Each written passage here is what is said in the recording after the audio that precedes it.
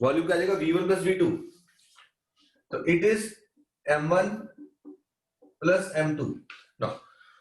Volume को मैं क्या ले सकता हूं, मास अपॉन डेंसिटी, डेंसिटी का फॉर्म में मास अपॉन वॉल्यूम है, तो वॉल्यूम क्या बना, mass upon density, it is M1 by ρ1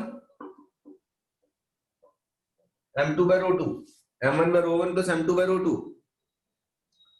ठीक है, तो मेरे पास फॉर्मूला क्या बन जाएगा बेटा, अगर मैं एलसीएम लूंगा M1 plus M2 ρ1 ρ2 M1 ρ2 plus M2 ρ1। Check करो इसका एलसीएम लेने के बाद, तो this is the density of the mixture when two different substances are mixed together।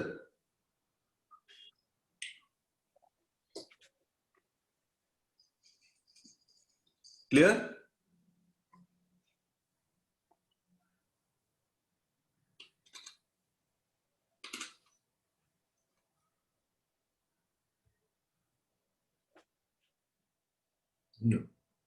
Case 2, इसी में हम थोड़ा चेंज कर देते हैं, when to सर liquid, एक मिनट सर नोट कर ले। आप करो।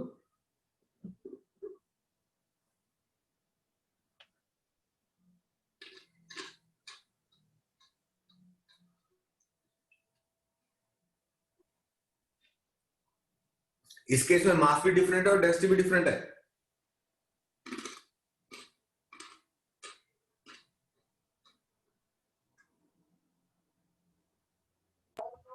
Yes sir done.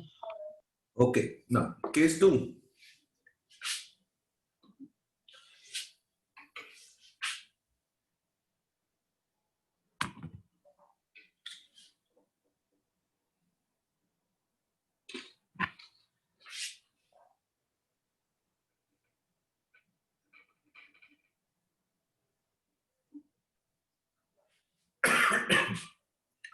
if two liquids of same masses, अगर मास सेम है एंड डिफरेंट डेंसिटीज, अब डेंसिटी डिफरेंट है, mass same but density different, तो क्या करेंगे, m प्लस m कर दें, दोनों बराबर है, ρ1 ρ2 m कॉमन, ρ1 प्लस ρ2, चेक करो 2m और m कट जाएगा, तो फॉर्मूला क्या जाएगा, 2 ρ1 ρ2 ρ1 plus ρ2, this is the answer. Masses बराबर थे, सब्स्टिट्यूट कर दिया,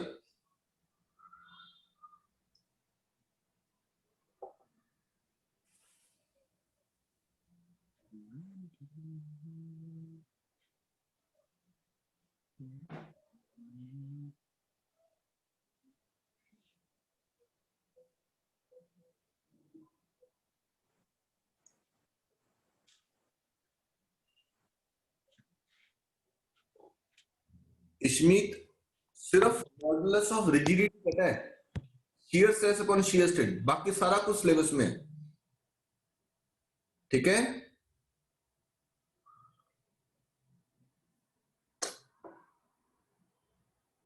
excuse me sir, sir deleted syllabus में तो एनर्जी भी डिलीटेड था, इलास्टिक एनर्जी। हाँ पता है, मैंने बताया तो था तुम्हें एनर्जी रिलेटेड है, बट कंपटीशन में आता है question.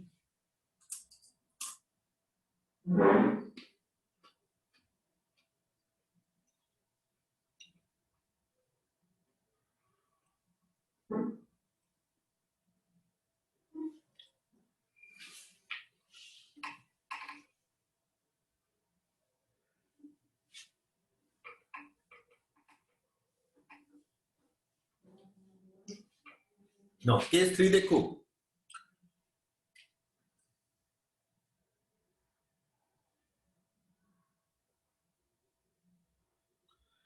when two liquid of same volume,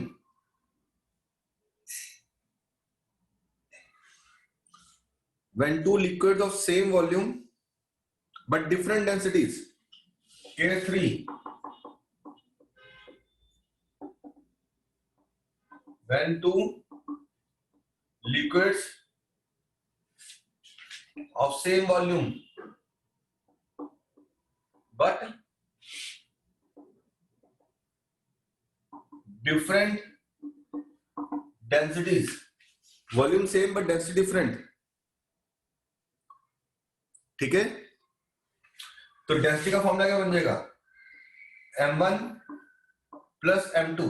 अब वॉल्यूम सेम है, मास तो सेम नहीं है, divide by volume v plus v, check करो, ठीक है, divide by volume v plus v, volume same कर दिया तो मास क्या लिखा, volume into density, v into rho one plus v into rho two upon v plus v, it is v common rho one plus rho two by two, check करो बेटा।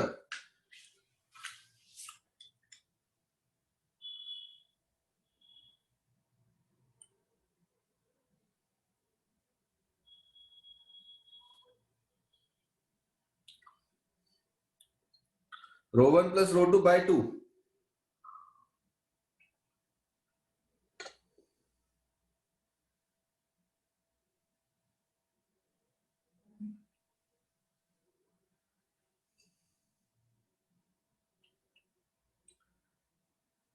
ठीक है। अगर दो की जगह तीन होते तो मेरे पास क्या था, rho one plus rho two plus rho three by three, clear, rho one plus rho two plus rho three by three हो जाता।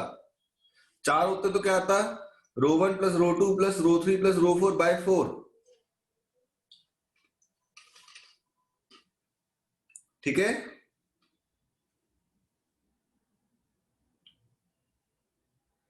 No, case four, when two liquids of different volumes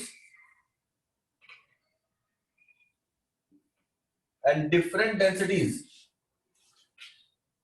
दो लिक्विड, दोनों का volume भी different, liquid of different volume and different densities, v1 plus v2, v1 row one plus v2 row two, v1 plus v2, check करो।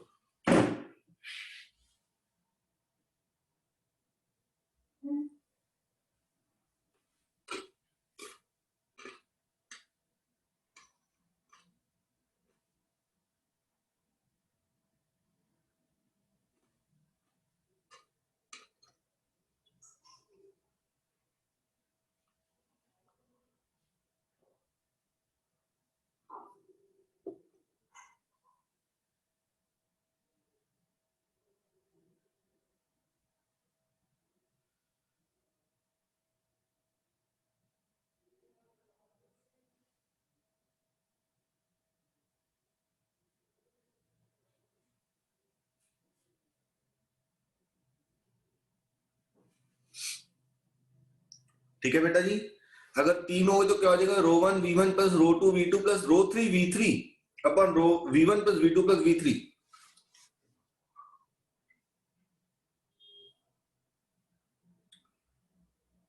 Clear Tamanna, Snehil, Harshal, Ishmeet, Khushi, Panshul, Yes, कोई sir. Doubt है किसी को? Yes, sir. Yes. ये हमें क्वेश्चंस पूछे हो, आपको पता लग लीजिए सबसे पहले कोई डेंसिटी और मिक्सचर निकालना है।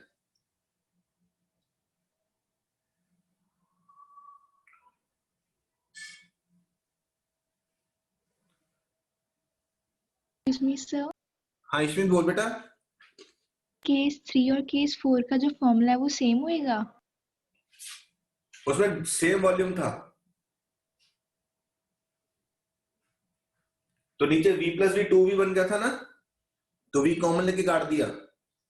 बट अगर डिफरेंट वॉल्यूम डिफरेंट डेंसिटीज, तो डेंसिटी का बेसिक फॉर्मूला क्या, mass one volume, Yes, sir.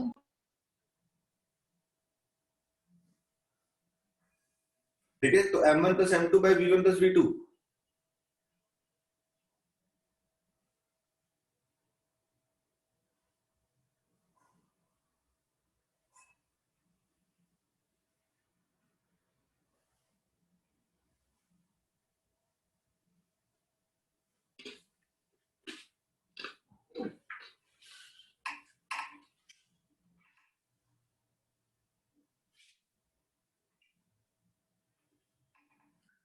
Next is Pascal's law.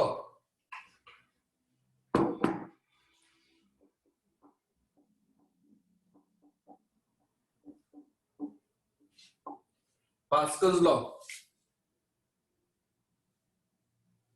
it states that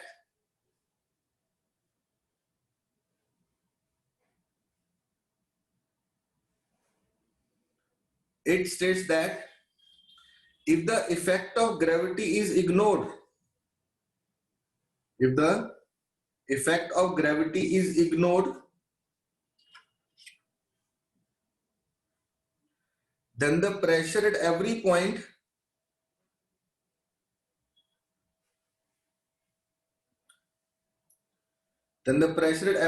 of liquid, pressure at every point of liquid in equilibrium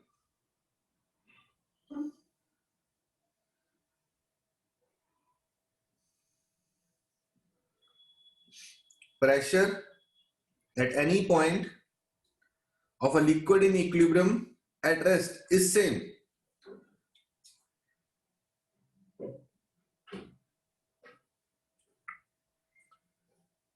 At rest is same. कहने का मतलब क्या बेटे? कहता अगर मैं इफेक्ट ऑफ ग्रेविटी रोक देता हूं तो यहाँ पे एक लेवल पे जितने भी पॉइंट्स हैं सब पे प्रेशर कितना आएगा? सेम आएगा, एच रो जी. ठीक है, क्लियर? वैसे तो जैसे कागजों में, क्योंकि मेरे को पता है, क्योंकि अर्थ से 100, 200, 500 किलोमीटर तक हाइट से हम इग्नोर करके चलते हैं. There is no as such big difference in the density, और sorry in the variation of gravity. ठीक है ना? तो हम उसको बराबर ही लेके चलते हैं. लिखे, नेक्स्ट क्वेश्चन लिखो, नेक्स्ट स्टेटमेंट लिखो. If the effect of gravity is ignored, इसकी एक और स्टेटमेंट भी, if the effect of gravity is ignored then pressure exerted at one point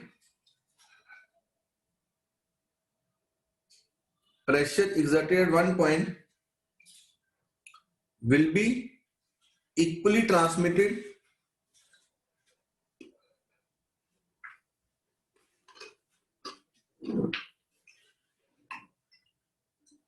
in all directions.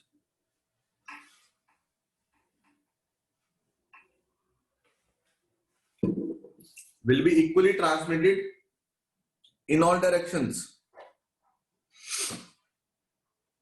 कहने में तो ये बेटे, कहना सपोज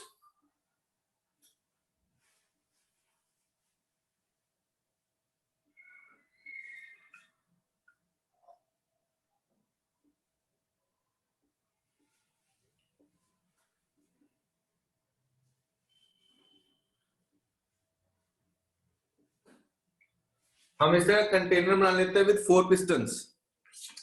एवरी पिस्टन है same area A, same area A, having same area A, सबका एरिया सेम है.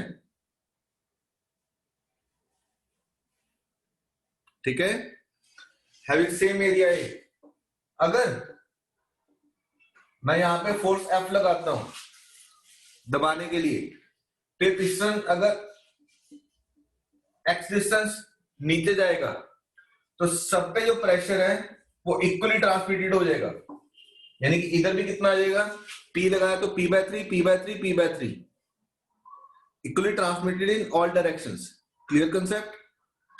Pressure exerted at one point is equally transmitted in all directions provided the effect of gravity is ignored.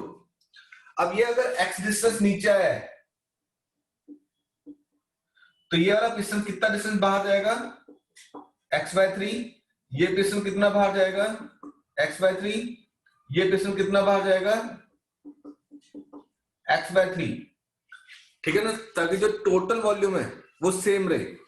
अगर वो x नीचे आता तो x/3, x/3, x/3 सारे दूर चले जाएंगे.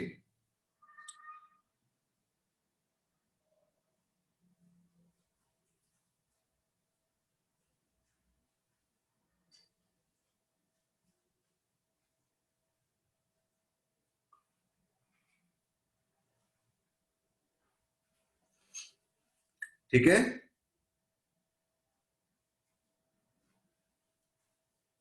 समझे बात बेटा? अगर ये पिस्टन x नीचे आता है तो ये कितना बाहर जाएगा? x/3। ये कितना बाहर जाएगा? x/3। वो कितना बाहर जाएगा? x/3। So they are equally transmitted in all directions pressure. और you can say that कि अगर यहाँ पे प्रेशर P है तो यहाँ पे P/3, P/3, P/3। प्रेशर का फॉर्मूला फोर्स कौन है दिया? ठीक है ना? तो डिस्प्लेसमेंट उस हिसाब से चेंज हो जाएगी क्योंकि लिक्विड रिमेन सेम।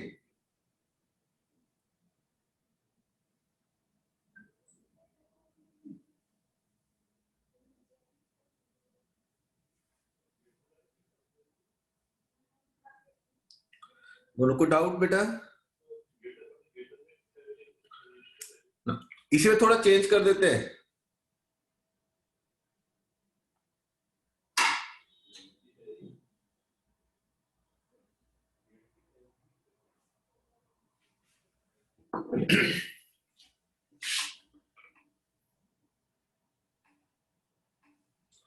अगर मैं इसमें थोड़ा चेंज करूं, देखो इसमें पिस्टन ही बड़ा दे देता हूं,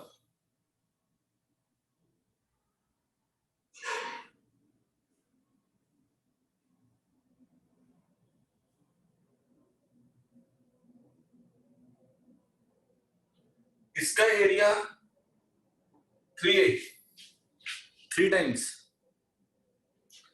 इसका एरिया A, इसका एरिया A,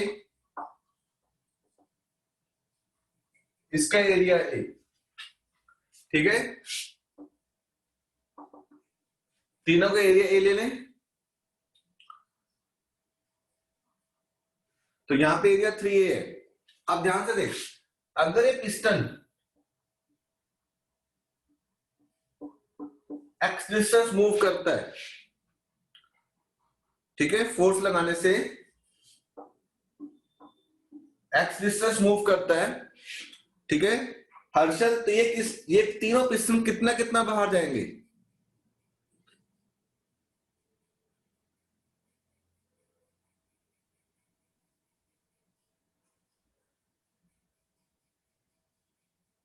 सर x। क्यों x/3 नहीं जाएंगे? सर क्योंकि उसका एरिया 3 टाइम्स और इनका एरिया उससे 3 टाइम्स कम है, इसलिए वो 3 इंटू हो जाएगा। Very good. तो ये पिस्टन भी x बाहर जाएगा, ये पिस्टन भी x बाहर जाएगा और ये पिस्टन भी x बाहर जाएगा। तो all the pistons move by the same distance x। ठीक है, all the piston move by the same distance x and in the outward direction.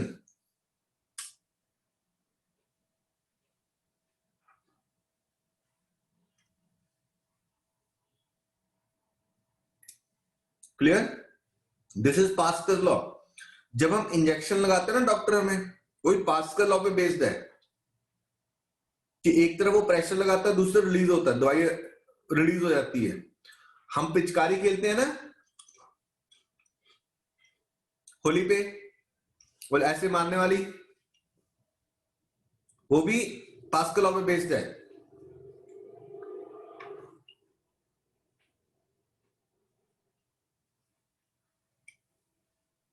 ठीक है, नो अब लिखते हैं application of pascal law.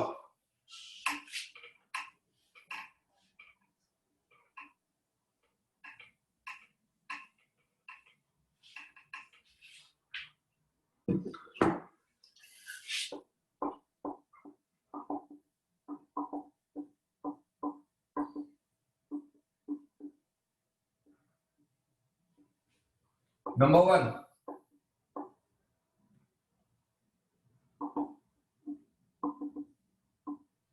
Hydraulic lift. Hydraulic lift क्या है? Pressure same लगाना है, इसका एरिया छोटा ए रहेगा, इसका एरिया बड़ा ए रहेगा। यहां पे हम गाड़ी खड़ी कर देंगे, अपनी कार, कुछ भी जिसका फोर्स ज्यादा है, ये बड़ी फोर्स और ये छोटी फोर्स। ठीक है, अब कम एफर्ट है, ये बेसिकली क्या है, एफर्ट, ये क्या है, लोड। अब देखो याद करो, हमने पढ़ा था कि कोई भी मशीन है, वो मशीन क्या करती है, वो मशीन अगर मेरे एफर्ट को रिड्यूस करती है लोड उठाने के लिए, that's is a machine which reduces my effort to pick the same load. तो इधर का small F by small A must be capital F by capital A, तो स्मॉल एफ क्या बना, capital F into small A by capital A. Check करो, that is small F is less than capital F. ठीक है, थोड़ी force लगा के मैं ज्यादा एफर्ट उठा रहा हूं, सॉरी थोड़ा एफर्ट लगा के ज्यादा लोड उठा रहा हूं, this is what is called as hydraulic lift. ये जनरली गाड़ियों में यूज किया जाएगा, जब मैं गाड़ी को ऊपर उठा के उसकी वॉशिंग करता हूं नीचे से।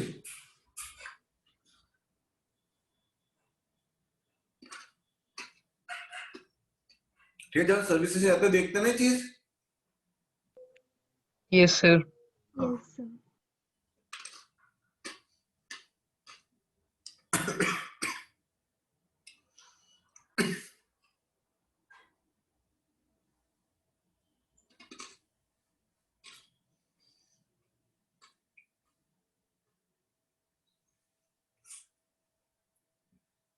हो गया नोट डाउन बेटा? Yes sir.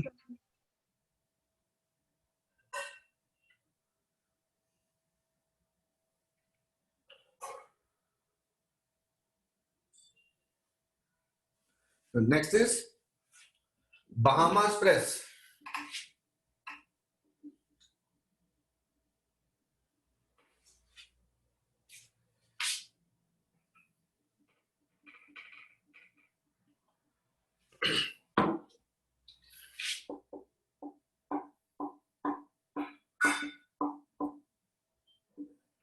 बहामास प्रेस, यहां पे हम कॉटन रख देंगे, ऊपर से छत बंद कर देंगे। सेम चीज है, जब हम बाजार जाते हैं तो कॉटन का रोल मिलता है ना हमें प्रेस किया हुआ। जैसे हम रजाइयां लेने जाते हैं तो रजाइयों में पॉलीफिल होती है ना, लेयर्स में होती है बेटे। तो कॉटन को प्रेस करके, कंप्रेस करके शीट में कन्वर्ट कर देते हैं हम लोग। ठीक है,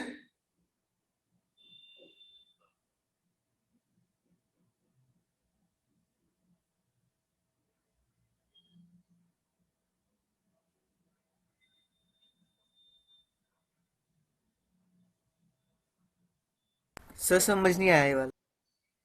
हर्षल सेम प्रोसेस है, देख हम बाजार से कॉटन लेके आते हैं कि नहीं लेके आते? Yes sir. कॉटन का रोल मिलता है, उसको खोल के देखो तो शीट में कन्वर्ट हुआ होता है। Yes sir. तो उसको कॉटन को प्रेस करने के लिए यूज की जाती है Bahamas press. Excuse me sir. हाँ पंशुल बोल बेटे। सर हाइड्रोलिक लिफ्ट वाला ही मतलब कि इसमें लग रहा है ना कि जैसे कि छोटी फोर्स से ज्यादा लोड उठाना, बिल्कुल वो बिल्कुल, फिनोमेना लग रहा है। हाँ ठीक है सर। वो हाइड्रोलिक लिफ्ट थी, बट यहाँ पे बस लिफ्ट ऊपर करने के लिए ऊपर छत लगा दी, ऊपर छत है। ठीक है, नीचे से मैं ऐसे यस। करना शुरू कर दूंगा तो जो कॉटन है वो प्रेस हो जाएगी, नहीं हो जाएगी, शीट में कन्वर्ट हो जाएगी वो, शीट में। ठीक है सर। वो चीज है बस ये।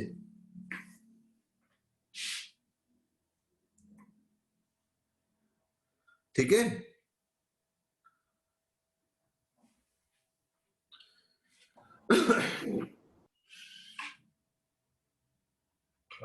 कर दो पूरा बोर्ड क्लीन। यस सर कर लो। Yes sir.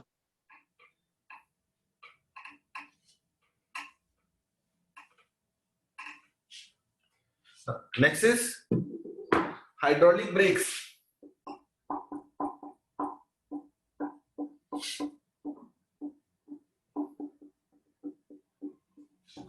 जो आपकी बाइक्स में डिस्क ब्रेक होती है वो हाइड्रोलिक होती है। आपने देखा कि बाइक में आपके जो फ्रंट डिस्क ब्रेक होती है, ऊपर एक डब्बी सी लगी होती है छोटी सी, हम दबाते हैं तो लिक्विड होता है उसमें, वो जॉ ऐसे फंस जाता है। सर वो ब्लैक कलर वाली हाँ, एक तो डिस्क लगी प्लेट होती है, टाइप सी होती है। हाँ डब्बी सी लगी होती है ऊपर, उसमें लिक्विड होता है, जैसे हम दबाते हैं ना तो लिक्विड नीचे आता है, जॉ कसते हैं और डिस्क ब्रेक पे, व्हील के साथ डिस्क लगी होती है ना एक डिस्क ब्रेक, Yes, sir. वो हाइड्रोलिक पे बेस्ड है। हाइड्रोलिक का सिंपल सा लॉजिक है बेटे कि अगर मैं एक तरफ से प्रेशर करता हूँ तो डेफिनेटली दूसरी तरफ कहीं ना कहीं तो रिलीज होगा, या बाहर को या अंदर को, ठीक है ना। तो उसमें क्या है कि जैसे हम गाड़ी का पैडल व्हील मारते हैं ब्रेक के लिए, तो यहां से ये लिक्विड ऐसे फ्लो करके जाएगा,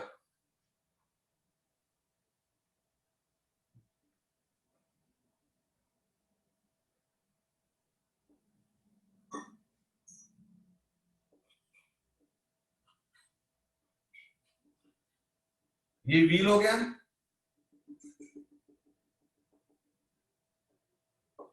ये स्प्रिंग हो गया। जब मैंने इसको पैर दबाया ब्रेक का, तो ये ब्रेक ऑयल इधर जाएगा, ठीक है, ब्रेक ऑयल मूव करेगा। ये क्या, ब्रेक शू, जैसे साइकिल में लगे होते थे ना ब्रेक शू, ऐसे रिम के साथ लगते हैं, घिसते हैं, और फिर वो रिम के साथ फ्रिक्शन के साथ गाड़ी को रोक लेते हैं।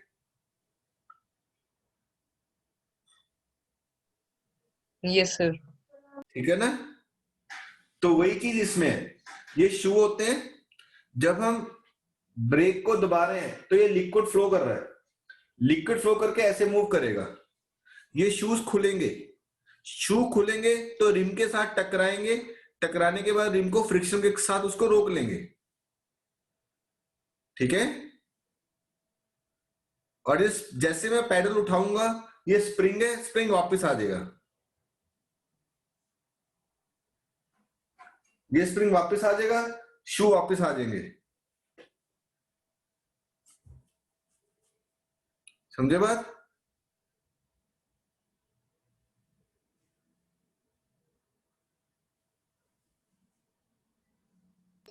Yes, sir.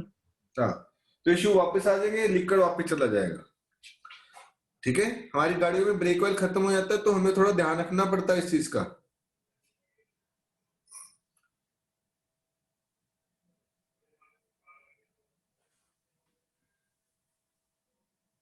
क्लियर। तो पास्कल लॉ क्या, सर जब हाँ हाँ बोल बोल। जब ब्रेक फेल होती है तब क्या होता है फिर? वो ये रेडी खत्म ही हो सकता है कई बार। पुराने में तो जैसे मूवी में देखते तार ही काट देते थे। Yes sir. हाँ ठीक है ना। ब्रेक ऑयल में अगर कम आ रहा है तो आपकी ना जो गाड़ी में जो इंडिकेटर होता है ना ब्रेक का, रेड सा कलर का होता है, वो जलता रहेगा।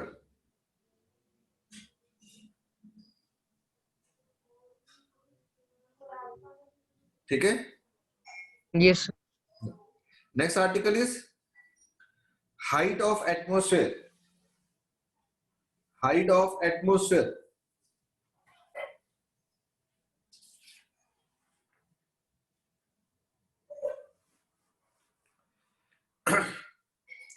ठीक है। कहता जो एटमोस्फेयर है वो जनरली अर्थ की सरफेस से कितना और ऊपर है।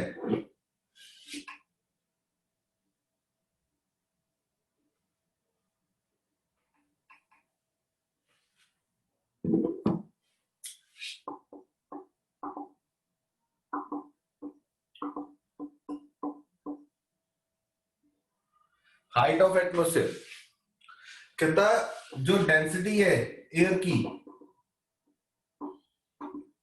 That is nearly 1.29 kilogram per metre cube. Air की डेंसिटी इसके आसपास आती है 1.29 KG per metre cube. This is the density of air. 1.3 भी ले सकते हैं। ठीक है। तो प्रेशर का फॉर्मूला क्या लगाएं? H G. तो हवा कितनी ऊपर है जो मेरे को इतना दबाव दे रही है? तो कल हमने प्रेशर का वैल्यू की थी, क्या थी? 1.01 10⁵ इंटू हाइट, डेंसिटी 1.3, जी 9.8। सॉल्व करोगे हाइट 8 किलोमीटर के आसपास आ जाएगी। तो बाई चांस अगर तुमसे एमसीक्यू क्वेश्चन पूछते हो what is the approximate height of the atmosphere, answer is 8 kilometre. 8 kilometre के बाद एटमोस्फेयर खत्म होना स्टार्ट हो जाएगा, यानी कि ऑक्सीजन नहीं मिलती है। वैसे इस साइड पे भी बहुत कम हो जाती है। ये तो हम यूनिफॉर्म डेंसिटी लेके चल रहे हैं। ऊपर जाते रहते तो आयंस की कंसंट्रेशन बढ़ती रहती है, क्योंकि सनरेज उतनी वो ज्यादा होती है, ठीक है। तो सनरेज आयनाइज कर देती है एयर को, तो ऊपर आयनोस्फीयर लिखते हैं, इसीलिए हमने पढ़ा ना स्ट्रक्चर उसमें layers of atmosphere, stratosphere, mesosphere, ionosphere, top layer most layer ionosphere है। आयनोस्फीयर क्यों बोलते हैं? वहां पे आयंस की कंसंट्रेशन बहुत ज्यादा है, हम वहां पे रह नहीं सकते, चलते फिरते करंट लगेगा, क्योंकि हवा में आयंस है, स्टैटिक चार्ज होता है, इकट्ठा हो जाता है, ठीक है। इट विल हार्म अस, ठीक है बेटा।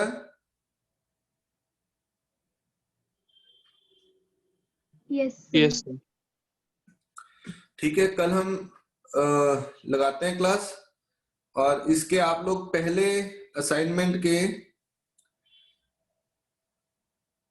मैंने भेज दी थी, दोबारा भेज देता हूं, अगर आप लोगों ने देख ली है। पेन नंबर 14 से प्रैक्टिस प्रॉब्लम स्टार्ट है, 15 से सॉरी। तो there are 20 questions in total. 20 में से तुम पहले 5 इजीली करोगे। प्रेशर का फॉर्मूला लगा एच रो जी, हाइट इंटू डेंसिटी इंटू जी लगेगा, तो पहले 5 आप होमवर्क करोगे, ठीक है। एक बार आप फिर से असाइनमेंट भेज देना।